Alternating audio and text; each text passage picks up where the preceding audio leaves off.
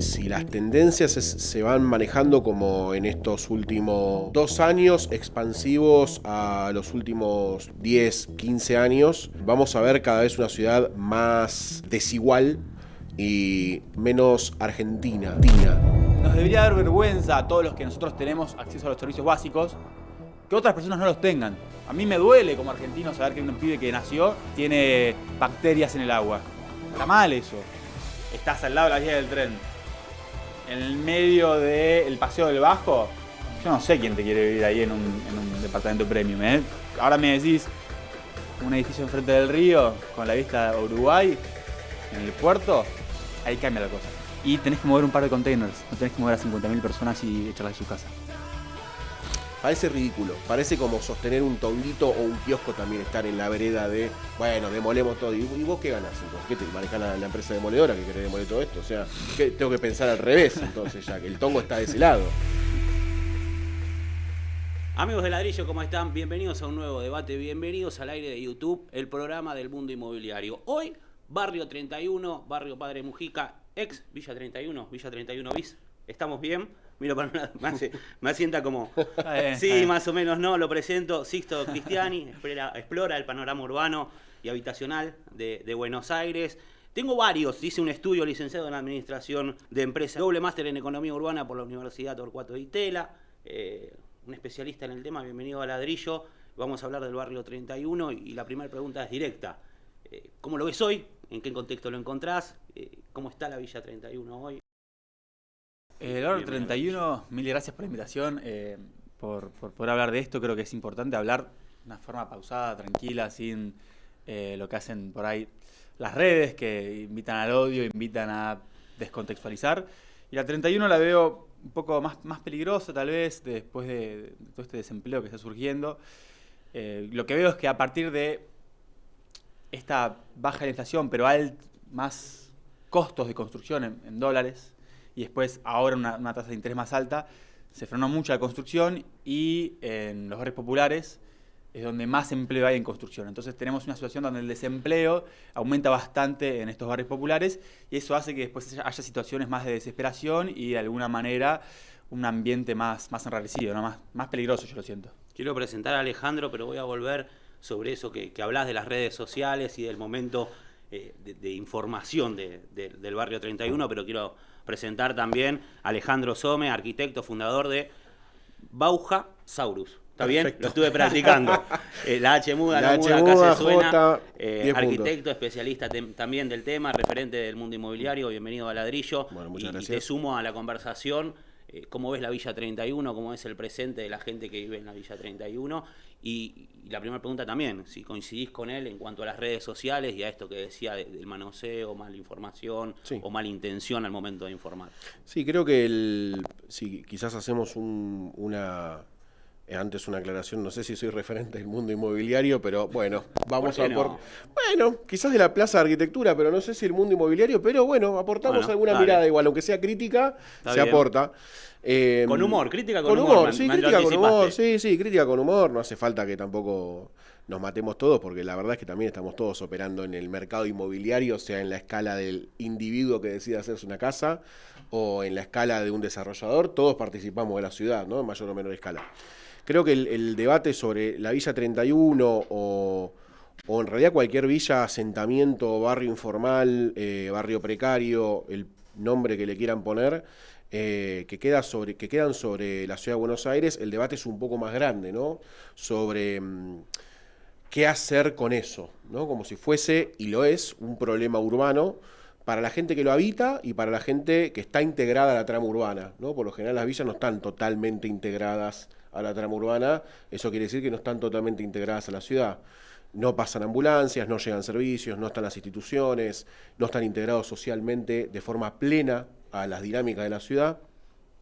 Y yo creo que lo que hay que discutir, más allá de la Villa 31 y de todas las villas que quedan en la ciudad de Buenos Aires, y también podemos expandir la mirada al AMBA, porque no es un tema inconexo. Sí, Sixto, ¿no? Decía, esta queda cerca, ¿no? La Villa 31 claro, quizás es referencia porque queda cerca.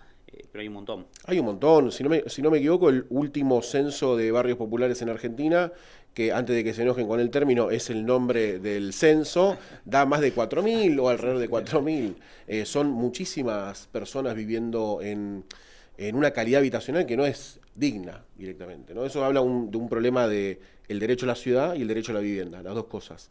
Y en la Ciudad de Buenos Aires ya tuvimos un periodo de alternancia política que llevaron adelante urbanizaciones con distintos grados de eficiencia que probaron desde articulaciones de leyes, mesas de censo y interlace con actores distintos, grupos políticos distintos que operaban en el territorio, operaciones tipológicas arquitectónicas distintas entre sí para saber y ver cómo funcionaba una y la otra. Y hay ya una variedad muy grande como para que la propuesta sea relocalizar a la gente o darle $100.000, ¿no? Esa era la pregunta, la palabra reubicación. Se ríe, Sixto. Es irónica. Ya le tiré el palo. Sí, esa risa. La palabra reubicación, y te doy lugar también, lo No. viste vos a redes sociales, falsa información, mala intención al momento de informar. Es viable, ¿no? La verdad es que hay una realidad. El paradigma de reubicar barrios populares es de los 70, digo, es muy viejo. Es de la dictadura tiraba abajo el barrio popular y después te mudaba a un monobloque en Villa Lugano o incluso en La Matanza. Y entonces esto responde a una lógica de el pobre es feo, el pobre me ensucia la ciudad, tengo que sacar al pobre porque hace que esta ciudad sea menos digna. Y no lo digo yo, esto está registrado a partir de Cacciatore, que decía, donde antes había lincheras, ahora hay golfistas. Y era justamente la visión que tenía la dictadura de la ciudad. Hay que sacar al pobre del medio porque, además de afear la ciudad, me saca negocio inmobiliario. Entonces no es una cuestión de reubicarla o no, es entender justamente cómo entra esta parte de la ciudad en el resto de la trama urbana. Y lo más curioso son dos cosas. Primero que las villas, y acá el término villa, para ser claros, tiene que ver con una tipología urbana donde hay mucha densidad habitacional y donde no hay una apertura de calles clara como es la famosa de los 12 metros de ancho. Entonces vemos una tipología donde hay muy poco espacio público. Asentamiento informal, si querés, es lo que más se ve en el conurbano, en la provincia de Buenos Aires, donde hay unos lotes diferenciados, donde hay más espacio verde, donde hay una calle ancha, no hay un pasillo, y entonces en realidad lo importante es utilizar los términos que tenemos para definir lo que realmente son. Y barrio popular de alguna manera conjuga esta informalidad, esta falta de servicios y esta ausencia del Estado. Pero entonces, la Villa 31 no es muy diferente de Barcelona, del barrio gótico. La Barcelona, antes de la Llampla, del ensanche, era para decir la Villa 31. Es una ciudad medieval, es una ciudad donde el auto no es la principal fuente de transporte. Y entonces ese espacio público responde a las lógicas de la cercanía, porque no hace falta. Y esto no quiere decir que justamente es buenísima la Villa 31, pues parecer Barcelona del barrio gótico. No, es malísimo. Lo que tenemos que hacer es justamente invertir, como invertimos durante 130 años en la Ciudad de Buenos Aires. Digo, la gente se queja, no, porque ahora a los pobres les dan la inversión pública, les dan agua, servicios y cloacas. A todos les llegó esa inversión en un momento. Solo que vos no la estás viendo ahora porque no pasó cuando vos estás vivo. Pero en 1910 se hicieron las obras de cloacas, en 1930 se hizo el subte. Y en ese momento, ¿qué? Porque ahora no estás en una situación dominial legitimada, no podés acceder a ese servicio. Entonces, siento que no nos damos cuenta, por lo menos algunas personas, que vivimos con los privilegios desde que durante los últimos 130 años hubo mucha gente que sí se preocupó porque esta ciudad tuviera los servicios que hoy tiene. Y hoy en día parece ser que el que no los tiene no se los merece. Y por lo tanto no hay que dárselos porque hicieron un delito que vaya a saber quién es. ¿Cuál es? Porque la 31 existe desde 1930, cuando había inmigrantes polacos. Sí. Cuando venían a trabajar en el subte, y cuando el subte se frenaba, por ahí hay crisis económicas, se quedaban sin empleo, y entonces iban a lo que entonces era la Villa de las Chapas. Y lo que yo creo entonces justamente es que tenemos que volver a ser un país, una ciudad, en la cual nos debería dar vergüenza a todos los que nosotros tenemos acceso a los servicios básicos, que otras personas no los tengan. Es una cuestión de empatía, es una cuestión de orgullo incluso. A mí me duele como argentino saber que hay un pibe que nació y que tiene bacterias en el agua. Está mal eso. Y la verdad que tenemos que trabajar para que eso se revierta. Y no le puedo echar la culpa a la persona que nació ahí porque justamente no tuvo la suerte de haber nacido donde nací yo. Y entonces lo que resta ver es cómo, cuándo, en dónde y con qué plata. No si hay que hacerlo o no, porque creo que si hay que hacerlo o no es muy claro, porque es lo que venimos haciendo en Argentina los últimos 140 años. Dar servicios públicos de calidad a la gente. ¿Cuál creen que es, y hablo del juego también con vos, la principal barrera? ¿Una decisión o una política de Estado? ¿La ausencia de un plan arquitectónico? ¿La dificultad de lograr la participación de la comunidad? ¿Dónde creen que está ustedes la principal barrera para integrar a la Villa 31 y a estos barrios? Hay como para romper Todas. un poco el hielo, pero Todas. es un poco todas, sí, es un poco todas. Posiblemente hoy la principal barrera sea que no tenemos una continuidad política en términos apartidarios. No tenemos una política de Estado que una administración al cambiar pueda continuar. No hay ni siquiera un punto de partida en donde, digamos, ¿cuál es el consenso base?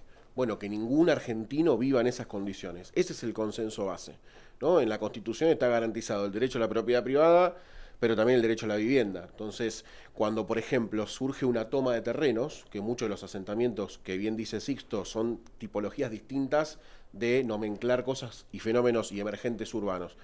El asentamiento busca continuar con la trama urbana, pero muchas veces es sobre terrenos que principalmente se toman, porque hay una crisis a la cual nadie está respondiendo, ni el sector privado, ni el sector público, ¿no? Ni el Estado está diciendo, bueno, hay gente que necesita tierras accesibles en distintas zonas principalmente el conurbano, porque ya no se puede hacer esto en Capital Federal, porque no hay tantos terrenos vacantes como sí los hay en el AMBA, que justamente el barrio, la Villa 20, el barrio Papa Francisco, surge de la toma del Parque Índalo-Americano. Y fue una toma violenta, ¿no? Después discutimos si había internamente sesgos políticos, si había algún mafioso metido adentro, pero había una realidad que es que la gente necesitaba viviendas en esa zona. Hay algo que dice Sixto que tiene razón, que es, ahí vive gente, son argentinos, y si no son argentinos, están amparados por nuestra Constitución, para darle una respuesta Para todos los hombres del mundo. Claro, para todos los hombres del mundo libre que vengan a trabajar acá son argentinos. Entonces, dicho eso, tenés que dar una respuesta, y esto por lo menos es una opinión que ahí articula con el sector inmobiliario. No hace falta que la respuesta sea netamente del sector público. Se pueden articular centenares de políticas que jueguen con el sector privado. ¿De qué manera el sector privado podría ayudar a integrar la Villa 31? Es una gran pregunta. Voy a hacer un parate ahí. Esto de esta doble vara de estoy orgulloso de que soy nieto de inmigrantes de italianos, pero a la vez Claro. el inmigrante peruano que está en el H31 nos viene a robar y a sacar empleo. Decís, bueno, che, esta cosa de... Es racismo.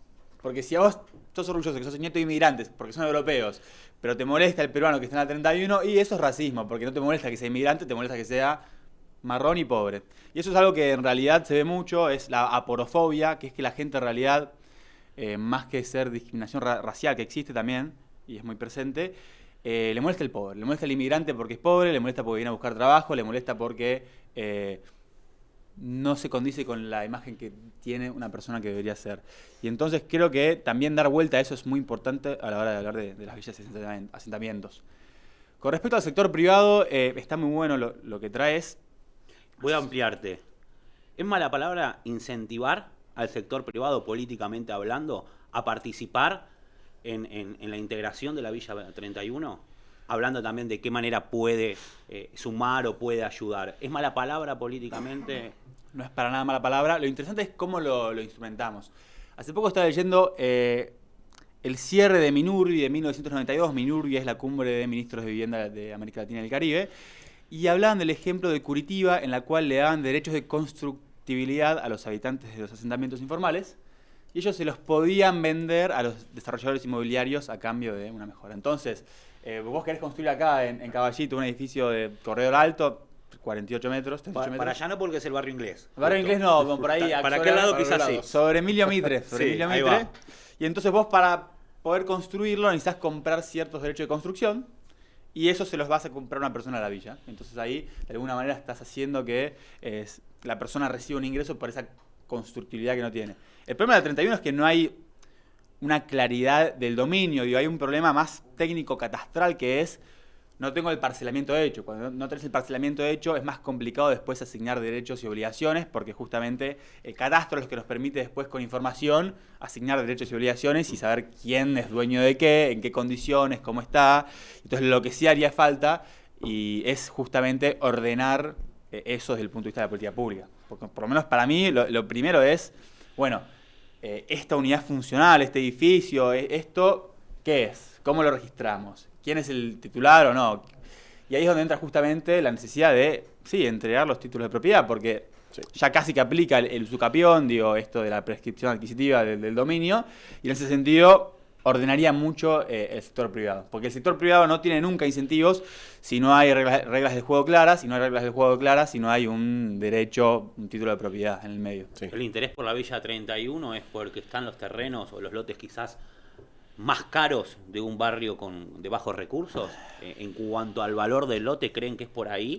Eso, a ver, Yo no arranca sé el si debate, es arranca el debate en un punto que es el que le interesa a solamente un sector, que en este caso es el inmobiliario, que tiene razón de ser el real estate, de mirar solamente el Excel y si estos lotes son caros o son baratos. Por eso tiene que ser un actor en una mesa un poco más grande, en donde se pongan a disposición otros temas, ¿no? Culturales, sociales, estatales o nacionales, sobre el interés del territorio, porque vos, cuando hablan sobre estos son los lotes más caros, ¿qué haces con la gente? Por lo general el primer impulso es el de relocalizar. Y ya hay decenas de ejemplos de relocalización en Argentina en donde el movimiento de gente, primero que humanamente no es correcto, y segundo que trae más problemas que beneficios. Cuando en la memoria de la urbanización del barrio 20 entrevistaron a todos los vecinos que tenían más de 40 años en el barrio, decían, a mí me trajeron de un camión, de un asentamiento en la provincia de Buenos Aires, lo cargaron con el camión con gente de este barrio y se lo llevaron a otro.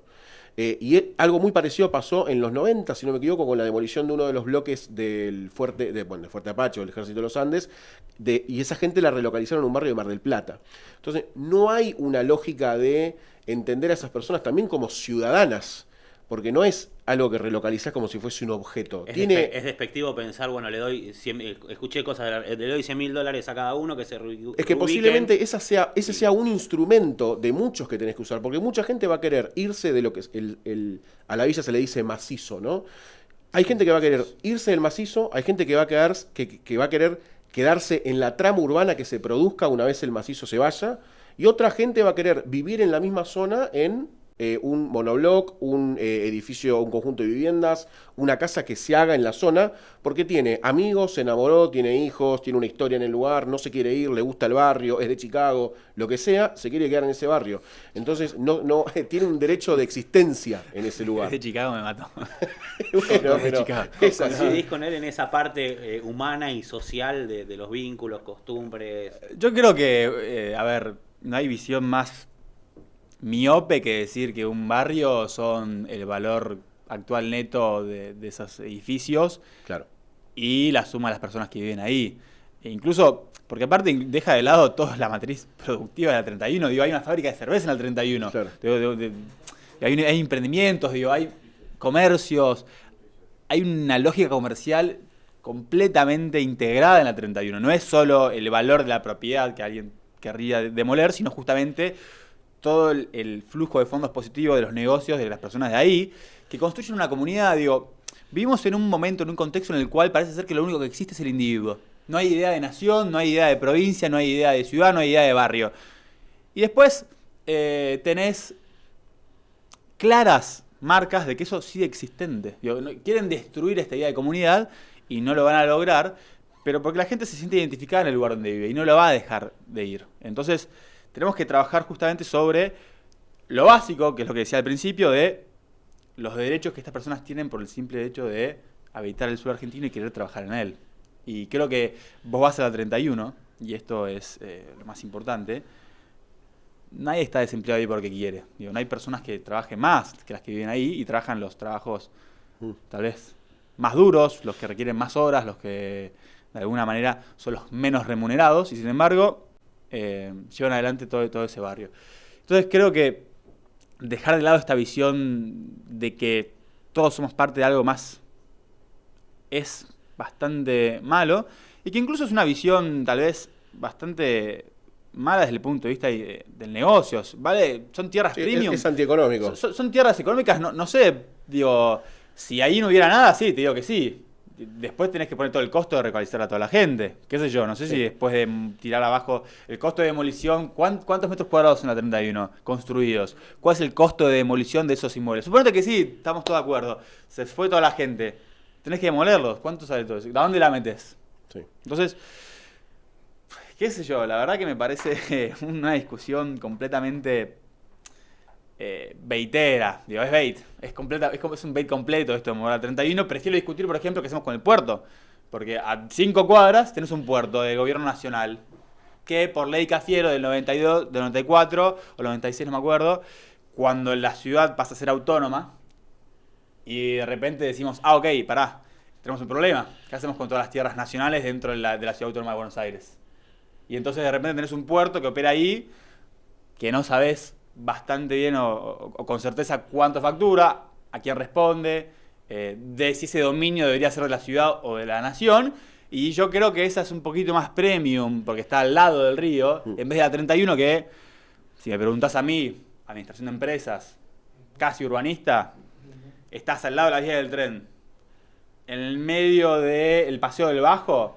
Yo no sé quién te quiere vivir ahí en un departamento premium, ¿eh? Ahora me decís un edificio enfrente del río con la vista a Uruguay, en el puerto, ahí cambia la cosa. Y tenés la ventaja de que solo tenés que negociar con uno o dos actores, la ciudad y el gobierno nacional, y tenés que mover un par de containers, no tenés que mover a 50.000 personas y echarlas de su casa. Y va a ser, creo que, bastante mejor negocio que todas esas cosas que, bueno, se vienen escuchando. Vuelvo a lo que decía Alejandro, que este problema de integración de los barrios persiste, no importa el poder político, es algo que viene de hace mucho tiempo. Quiero hablar de costo político. ¿Creen que es un costo político intentar integrar estos barrios? ¿Por eso no lo hacen o por eso no prospera? ¿Tiene un costo político defender al pobre que molesta, como dijiste vos? Y posiblemente tenga un costo político que se paga de forma cruzada y alternada, ¿no? O sea, el signo político que está hoy, por ejemplo, gobernando los estadios de la nación, por ahí lo paga diciendo por qué le regalan viviendas a los pobres, o por qué regalan una vivienda si yo no puedo acceder a crédito hipotecario y mi hijo que está estudiando una carrera no se puede comprar su departamento. Entonces, los propios, ellos también pagarían un costo político por sostener esa política. Creo que deberíamos consensuar en algo que dijo Sixto, que es como la idea de una nación, ¿no? Es decir, cuáles son los valores que son común denominador a todos los argentinos o la mayor cantidad de los bonaerenses o los habitantes de la ciudad de Buenos Aires. Y hay otra palabra también que es la de comunidad, que es pensarse con el otro a medida que haces ciudad, que si no lo entendés de esa forma no vas a aceptar que hay personas que se les va a complicar mucho llegar a una vivienda propia, que además sea digna, porque está totalmente desconectado de la trama económica que te hace llegar a ese lugar. Si analizás procesos históricos desde la postrevolución industrial en los países que se tuvieron que industrializar y que tuvieron problemas enormes de hacinamiento por movimientos demográficos muy rápidos y violentos, tenés que el Estado generó una política sostenida de vivienda, hizo una gran inversión, y el beneficio económico, incluso si lo ponemos solamente en términos económicos, de esa operación no fue para el Estado, fue para la sociedad. Es decir, se abrían calles, había más comercios, había más industrias, se movían más rápido las mercancías, las personas podían llegar más descansadas al trabajo, y un etcétera muy grande que es hasta agotador discutir, porque sobra teoría, sobran ensayos, sobran estudios. Entonces ya hay algo que para discutir parece ridículo, parece como sostener un tonguito o un kiosco también, estar en la vereda de, bueno, demolemos todo. ¿Y vos qué ganás entonces? ¿Qué te manejás la empresa demoledora que querés demoler todo esto? O sea, tengo que pensar al revés entonces ya, que el tongo está de ese lado, porque querés instalar algo que no tiene sentido con respecto a esto.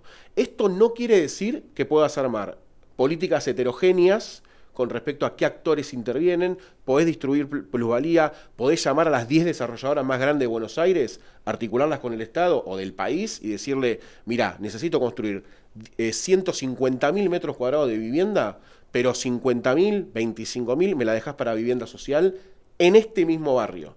Entonces, ya de por sí estás produciendo un tejido que es de movida, heterogéneo y que incluye. ¿Sería un buen trato? Yo firmo, ¿Ves, digo, ¿Lo ves viable? Como para Para que hagamos el programa para de ir a vivienda números, acá. ¿no? Vamos, repetilo, los números. No tengo ni idea de los Bueno, números. pero tiré cualquier lo cosa. que dijiste recién, un por ejemplo. porcentaje de los metros cuadrados que ofreces para construir que estén dedicados a vivienda social. ¿Querés una exención impositiva del IVA para poder reinvertirlo? Lo hacemos también. Algún incentivo tiene que haber para que el privado lo mire también y diga, che, acá hay un negocio. Si hago algo bueno por la sociedad también. ¿Estás para negociar, Sixto? Yo- ¿Estás para negociar? Pero te puedo contar un poco esto que dice nuestro amigo el Bauja, que no es nada del otro mundo, y cuando digo nada del otro mundo, digo lo hace todo el mundo. Exacto. Uruguay, ley de vivienda promovida, como es un país unitario, reducen obviamente el IVA a la construcción y también ciertas ventajas impositivas. Chile, tiene el esquema que dice el Bauja acá.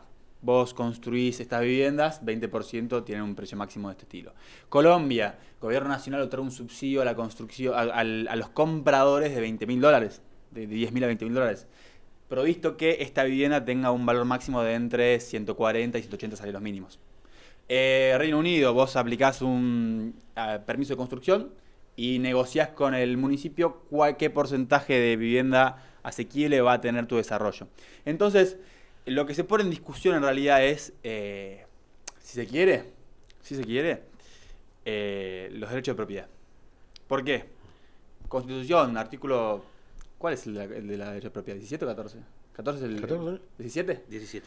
La propiedad es inviolable, salvo por cosas que la ley diga que no. Eso se traduce en el Código Civil y Comercial, en el cual establece que la restricción al dominio va por las leyes de las provincias. Entonces, esta restricción al dominio, ¿cuál es? Vos tenés una parcela y no podés hacer un edificio de 150 metros de altura. ¿Por qué? Porque entendemos que lo que vos haces con tu terreno, de alguna manera, construye una ciudad. Y esa ciudad no es la sumatoria de todos los edificios, es algo aparte, es una ciudad. Y entonces, esto, ¿cómo lo sabemos? Porque la gente dice, este barrio me gusta, este barrio no me gusta, este barrio está bueno, este barrio no. ¿Y por qué? Porque el barrio es diferente a la sumatoria de los edificios. Hace una cosa aparte.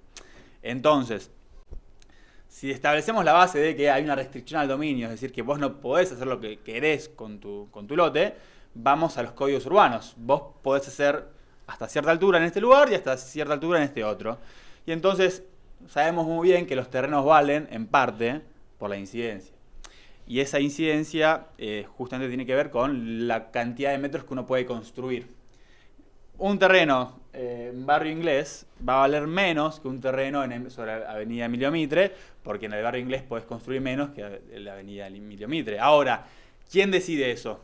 El Estado. Cuando el Estado te dice, mira, vos acá podés hacer un USAP 2, un USA, un corredor alto, y bueno, vos vas a tener, tu terreno va a tener más valor. ¿Vos hiciste, dueño del terreno, algo por ese plusvalor? No.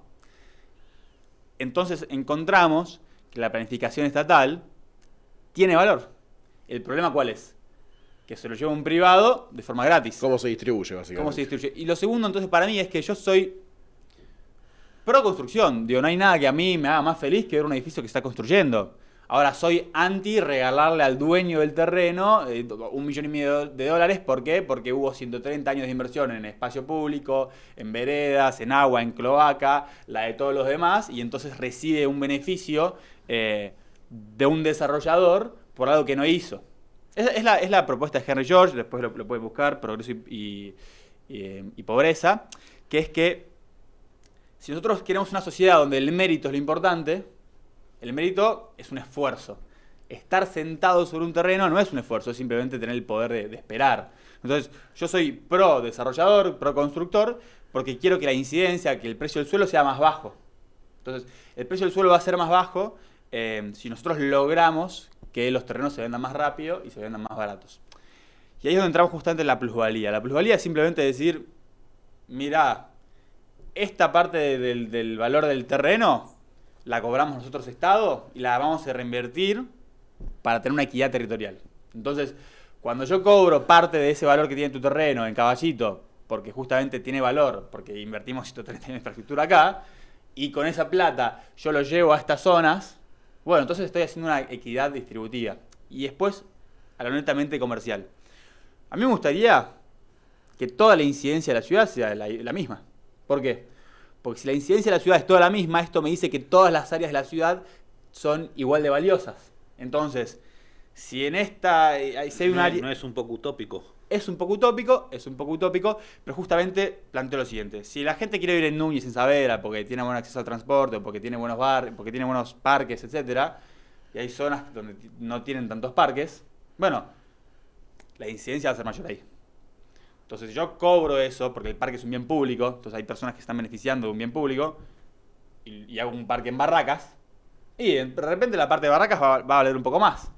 Y entonces va a ser que el desarrollador quiera construir ahí. Lo que tenemos que hacer entonces es hacer una equidad territorial, y esta equidad territorial la vamos a hacer cobrando una parte y después invirtiendo en otros lados para que el desarrollador tenga más opciones, porque el desarrollador por ahí querría hacer otro negocio, por ahí querría construir abajo de Avenida Rivadavia, pero no puede porque nadie te va a comprar. ¿Y por qué nadie te va a comprar? ¿Y por qué no es la zona que más la gente quiere vivir? Bueno, hagamos que la zona sea un buen lugar para vivir, manejemos esa externalidad. Los countries un poco ¿por qué existen? Porque es un desarrollador que consigue agarrar un gran cacho de tierra, subdividirlo en lotes. Tierra rural. Rural, pasarla a urbana, y manejar las externalidades. Es decir, muchachos, acá estos 200 lotes, acá hay un cerco, y tu lote y el mío no me afecta tanto de forma negativa. Ahora, en la ciudad no pasa eso. Yo tengo un lote y al lado hay una fábrica o hay una toma. Influye. Entonces, lo que yo planteo es, el Estado lo que tiene que hacer para nivelar estas ciudades, reinvertir lo que cobra para que al desarrollador le sea lo mismo construir en Núñez o en Villa Soldati. ¿Por qué? Porque eso, por un lado, va a mejorar la oferta de vivienda y va a hacer que los precios bajen de alguna manera. Si no, cuando la incidencia es cara, ¿qué pasa? El desarrollador tiene que invertir mucho más capital para compensar el costo del suelo. Y entonces el alto costo del suelo hace que después el costo de la construcción sea más alto. Entonces, como yo tengo un terreno en Núñez y me sale 3 millones de dólares y tengo que meter 6 palos de construcción y también de detalles y terminaciones, porque tengo que compensar que tengo una incidencia muy cara. Entonces, lo que necesitamos en realidad es que el suelo sea barato y que eso va a hacer que bajen los precios de la vivienda. ¿Cuál creen ustedes que es, desde su perspectiva, el peor error que se comete tanto a nivel público como a nivel privado al momento de abordar el tema villas? ¿Cuál es el error común si hablamos de este poder político? Pensar que lo van a resolver en una gestión. Ese me parece que es el principal error. Los procesos de urbanización o reurbanización de villas, barrios, asentamientos, barrios populares, llevan por lo menos, y de mínima tenés que pensarlo en el lapso de una década, 15 años. Lamentablemente son procesos muy largos porque tenés que censar todo el barrio, ver efectivamente qué quieren hacer los habitantes de ese barrio, dar o esperar dar soluciones que tengan que ver con esas expectativas, porque obviamente en los estados de algunos barrios es, bueno, todo este fragmento hay que hacerlo de nuevo por X motivo, hay lugares con riesgo de derrumbe, hay obviamente opciones habitacionales que en su gran mayoría no dan condiciones de habitabilidad dignas y mínimas, entonces no sirven para ser habitables, en un consenso también de lo que es habitable y digno. Pero yo creo que la temporalidad es el principal problema al que se enfrentan los políticos al pensarlo como qué rédito le voy a sacar yo a esto para mi gestión o mi reelección, y creo que vuelve a la palabra de pensar la nación, de pensar qué ciudad queremos, para quiénes y cómo. Si no damos ese debate, y hay, por eso una palabra un poco trillada, pero patriotas que digan, yo llego hasta acá y no importa que mi esfuerzo llegue hasta acá, necesito que alguien lo continúe, que alguien tome esta administración y con todas las herramientas diseñadas, leyes, para administrar también el acceso a la propiedad, porque a mí me escucho y veo mucha gente que está a favor de la propiedad privada, y qué mejor que producir dueños, ¿no? Y en algún momento a mí me agarra, me salta la chaveta y es como, ¿y a mí qué me importa si se la están regalando? Porque ¿qué vas a hacer con 4 millones de personas que no tienen vivienda? En algún momento vas a necesitar hacer un sacrificio económico para levantar la vara de eso. ¿Coincidís ahí? Yo creo que el gobierno Es nacional... utópico también. Es polémico. No, Una política a 15 años de procesos de 4, Pero de 8 el quizás. programa de Uruguay reelección. tiene más de 70 años de aplicación. es hacia dónde íbamos. O sea, nosotros íbamos hacia eso. El único gobierno de los últimos 3 que giró completamente la política de integración sociourbana es el de Milei. Porque Mauricio Macri fue uno de los impulsadores Sí. de la ley de integración sociourbana.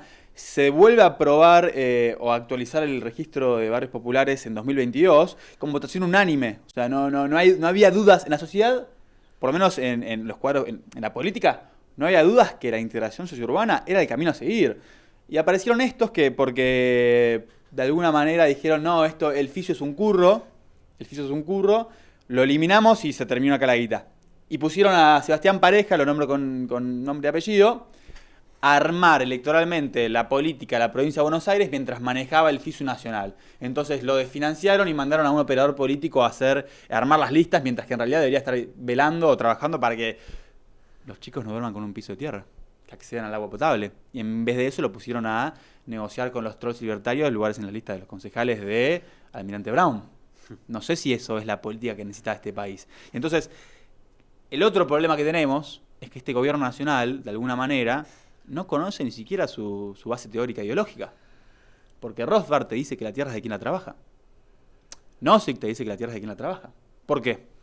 Porque cuando hay un terreno baldío, no es legítimamente apropiado. ¿Por qué? Porque para uno ser dueño de la tierra, tiene que ejercer una posesión sobre ella. Porque si no, llegamos a este problema, que es que en este aspecto uno podría tener un país en el cual hay un solo dueño de la tierra y cada persona que nace es su esclava. Entonces, si el libertarianismo nos dice somos dueños de nuestros cuerpos, entonces por lo tanto somos dueños de todo lo que producimos, ¿okay? Pero a su vez yo no puedo entrar al terreno del Bauja sin su permiso, sin pagarle. Si yo nazco sin propiedad, en algún aspecto libertario, soy esclavo. Porque si yo nazco en el terreno del Bauja, y mis viejos, y supongo que soy huérfano, mis viejos también nacieron bajo el terreno del Bauja, yo no puedo ser un legítimo ocupante de ese terreno sin su permiso.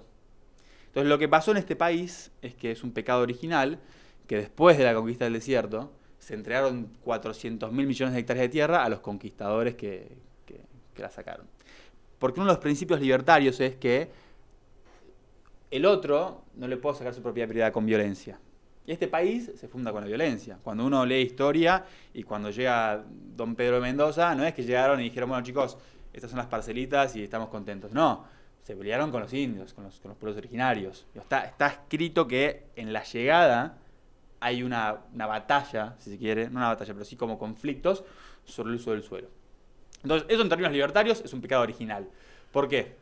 Porque según ellos, no hay, si se quiere, a través del tiempo, una legitimación de esa violencia. Es decir, si yo a él le robo la moto y después te la vendo a vos y vos la vendés y la compra él, bueno, esa moto igual no está legítimamente bien vendida en la número 25 porque fue originariamente apropiada con violencia. Entonces, ¿cuál es la forma correcta de apropiarse de la tierra?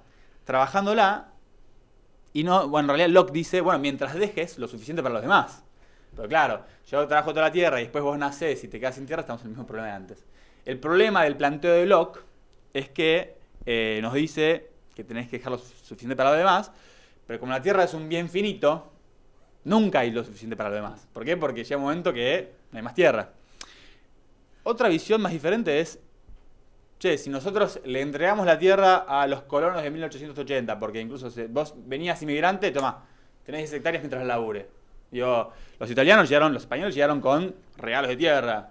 Después seguimos regalando tierra durante 50 años. Y un momento que no había más tierra. Y ahora de repente los que nacen sin tierra.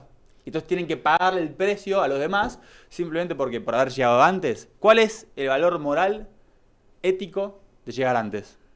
Ninguno. No, la moralidad, la ética tiene que ver con acciones orientadas hacia un objetivo, hacia un fin. Jugaron al Monopoly. Jugaron al Monopoly. Entonces, hay otra visión que es la que yo comparto, que es que no, pará. Todos somos dueños de la tierra. Vos, yo, todos somos dueños en la misma proporción de la tierra. Pero como para tener un sistema económico que funcione necesitamos derecho de propiedad, vos vas a tener todos los derechos de propiedad que quieras y te gusten, trasladarlo, tenerlo impertérrito, usufructarlo, dejar a alguien afuera, mientras que compenses a los que llegaron después. Porque si no, se da esta situación en la cual, pensémoslo, hoy en día, un huérfano, se recibe a los 18 años, lo sacan del orfanato a los 18 años. tiene que pagarle a alguien el uso del suelo. O sea, es un esclavo. Porque si no, ¿cómo puede ejercer una vida autónoma si vos estás dependiendo de alguien? Porque antes, cuando no había derechos de propiedad, uno nacía, tribu nómade, y la tierra era un común de todos. Y entonces, otra objeción al libertarianismo es, claro, yo soy dueño de lo que produzco. Entonces, si yo abro el campo, planto la soja, tengo la producción de eso, es mío. Ahora, el campo no lo produjiste vos. No es tuyo, si vos no lo hiciste. Estaba ahí antes que vos. ¿Está bien? ¿Cómo lo recibiste? Entonces, es ineludible la cuestión de la apropiación original. Porque claro, me decís, no, este es mío, mirá mi escritura. Bueno, pero ¿cuál es la escritura de antes? Y la de antes, y la de antes, y la de antes. Y bueno, vamos a la primera escritura. Es Don Pedro de Mendoza, otorgándole a los primeros la tierra. Es en 1880, después de la conquista del desierto, la escritura. Y eso se hizo bien. Entonces, si vos planteás que la violencia no es la forma de conseguir tierra, si vos pensás que la toma es mala, porque fue ejercida con violencia y se le violó el derecho de propiedad privada a alguien, bueno, ¿cuál fue tu escritura original? Ah, no te molestaba cuando el Estado en 1880, con violencia, agarraba tierra y después la vendía. Hay que contextualizar. Sí, el contexto, sí, no, porque por lo menos la ideología es bastante intertemporal. Digo, no, porque era 1880 no significa que estaba bien hoy. Porque en 1880, me cuesta, 1880, cuesta, vos tenías diputados nacionales que estaban en contra de lo que hacían con las comunidades originarias. No es que en ese momento estaban todos de acuerdo que está buenísimo esto de que Roca vaya y mate gente. No, vos tenías, por lo menos en el Valle, una ferviente defensa de tratar al indio como prójimo. Las leyes de las Indias, por lo menos a partir de 1813, hablan de que el aborigen es un ser humano. Hablan de que tienen que integrar a la nación hispana. No sé si en ese contexto está justificado la invasión.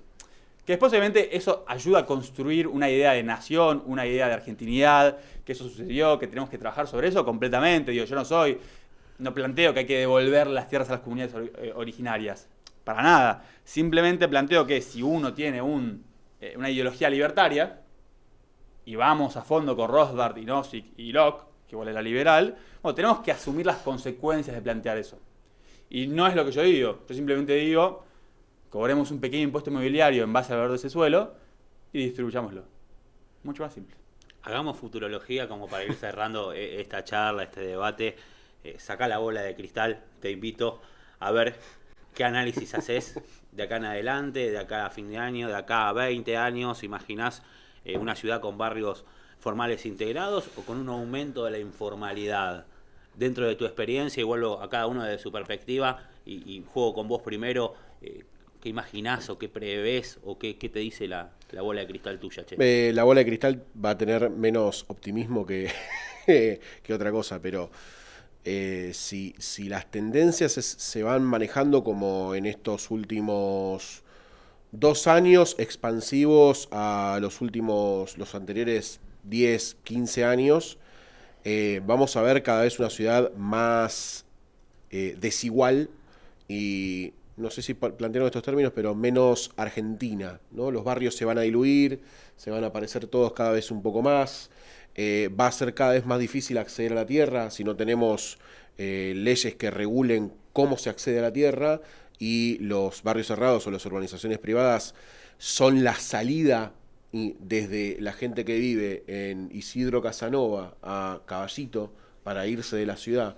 y tener acceso a la tierra, porque ese es el rango de personas que compran tierra en un barrio cerrado, de $8.000 a $35.000, $40.000, $50.000. Y eso hace que cada vez se segregue más la sociedad, porque estás compartimentando los espacios demográficos cada vez más a lo que puede sostener económicamente en cuanto al valor de tierra y al modelo de vida, al sistema de vida, ¿no? Un poco sería la gentrificación.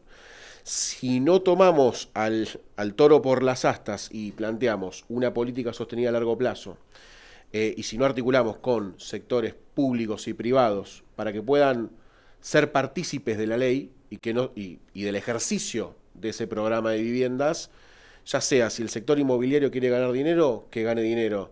el Estado articulando plusvalía y distribuyendo plusvalía y creando nuevos propietarios en donde antes no los había, y creando una plaza pública de viviendas, ya sea de alquiler social o de distribución de propiedad, me parece que todo eso puede convivir tranquilamente, como dijo Sixto, sobran ejemplos en la región y en el mundo.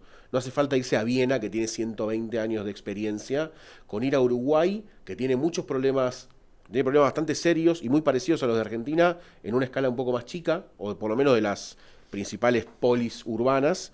Realmente está ahí nomás, y puede ser mixto, no hace falta que el Estado se encargue de tener una constructora y una cementera y esconder los precios, no hace falta todo eso, puede tranquilamente ser un sistema abierto, puede ser inclusive con sistemas DAO de contratos por criptomoneda y la cadena blockchain, lo que quieras.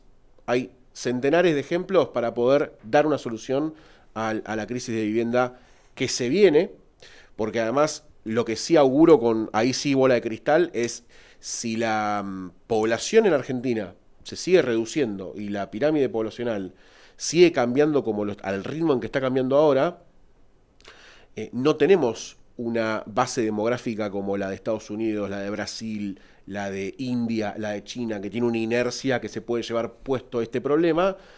Va a haber un sector inmobiliario que no va a tener más trabajo, porque no hay un sector demográfico que lo va a poder pagar, porque la desigualdad es cada vez más grande, los ingresos son cada vez más chicos, las viviendas son cada vez más inaccesibles. ¿Para quién van a construir? Entonces, hay un debate que ya es, para mí, de supervivencia en el ecosistema que viene de producción de acá a 50 años. Pero yo no sé si hay alguien viéndolo, políticos seguro que no, y el sector inmobiliario, si está pensando en demoler la Villa 31, yo creo que no lo está ni siquiera pensando esto. Sixto, ¿tu bola de cristal? Mi bola de cristal depende. ¿Es pesimista también? Es un poco pesimista, yo vengo con una propuesta en realidad, digo, todo depende de lo que pase el 26 de octubre, como eso de alguna manera delimite la... ¿Podemos confirmar tu candidatura? Sí, candidato a diputado nacional por la provincia de Buenos Aires, y venía a hablar de esta preocupación que tengo de este modelo productivo, que es por ahora bastante antiagro, y anti-industria. O sea, es lo único que le beneficia es si uno invierte en bonos y espera que aumenten porque baja el déficit fiscal.